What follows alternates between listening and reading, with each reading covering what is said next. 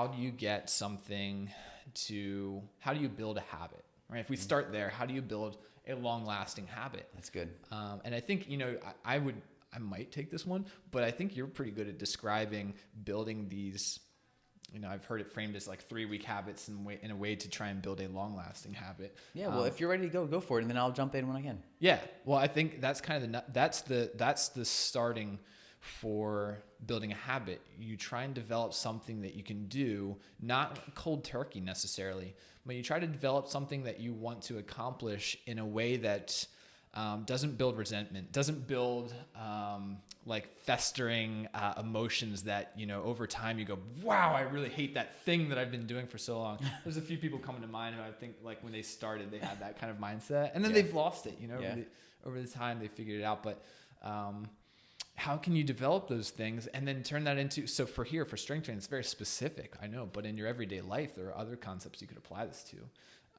But what advice would you give, or what kind of things do you think you would lay out for somebody who is trying to build these habits? And keeping in mind the topic here with strength training, how do you build that out so you can do this not just for a year or, 5, 6, whatever, 1,000 years like Beverly has been doing here. Yeah. Yeah. Those of you who are listening who know Beverly, they're like, oh yeah, she's been here for years.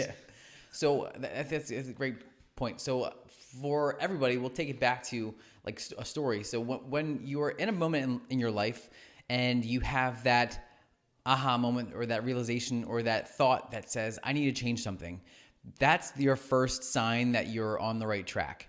So for me in high school, I've always been small. I'm 5'5", but like I feel like I'm 6'5", but I'm 5'5", and I've always been around that like 145, 150 mark. And that was in high school the whole entire time.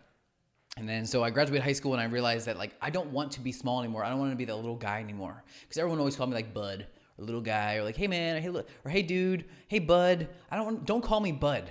Like I'm not like I'm your buddy, I'm your friend, but like don't talk to me like I'm a kid. Now I'm a full grown adult with kids and everything, So for me, it like I feel like I'm 6'5", but yeah, I look like I'm 5'5". But so in this journey of Matt's insecurities and development, I realized that I wanted to change that. So when I had that instinctive movement to want to change that, I looked at my opportunities and said I could like try to buy shoes that can make me taller. I could like a short-term fix, right? I could try to do a bunch of like stretching to make my muscles longer.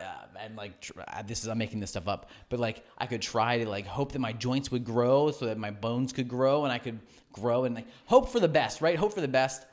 But that's not true action. And what came was I realized that the gym and fitness was going to be my actionable step to changing who I want to be and how I want to be perceived. So I started going to the gym regularly. When I got into college, it was 5 days a week, Monday through Friday, every single day. I would go for like an hour to an hour and a half. But the precursor to that was like, okay, if I'm just going to go to the gym, I also need to research this and figure it out. So I'd start like taking like protein supplements and taking creatine supplements and taking all these different things to try to like add mass. Because I was like, okay, I'm tired of being small. What's the opposite of small? Like big. So I want to be big. And I went from being 150, I got all the way up to 182. And at that time, 182 was like, I was husky. I was getting the meat sweats without even actually eating meat. I was just there. So as a point in my life again, where I had the purpose of like sharing that story is you have this realization to want to change something.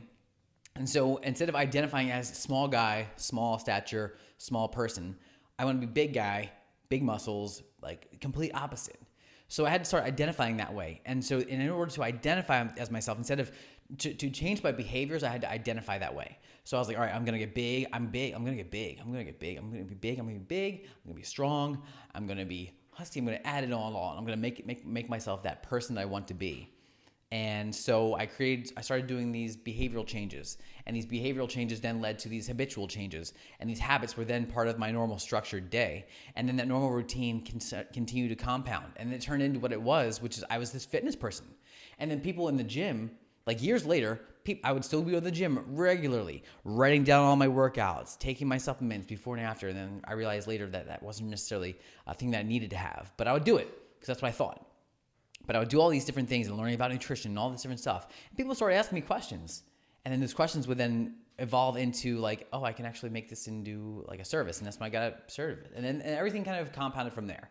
So take it back to the big takeaway from this really long Matt story is identity versus behavior versus habitual things. Those are all the different components of what will make or break your fitness journey. And so if you take it all back to what we're starting off with was a strength training foundation. Yes, fitness, you can get started in any way with fitness, but if you're looking to change your life in a different way than you've ever done before, look at it from a strength component and then look at it from everything else. What can strength training do for you? What can habitually having strength being a part of your normal day rotation, what can that do for you? Think about it. What can that do for you? And I'm talking to you if you're watching, but I'm also gonna bring it back to Nick. So I'm talking to Nick because he's sitting here like, why aren't you talking to me?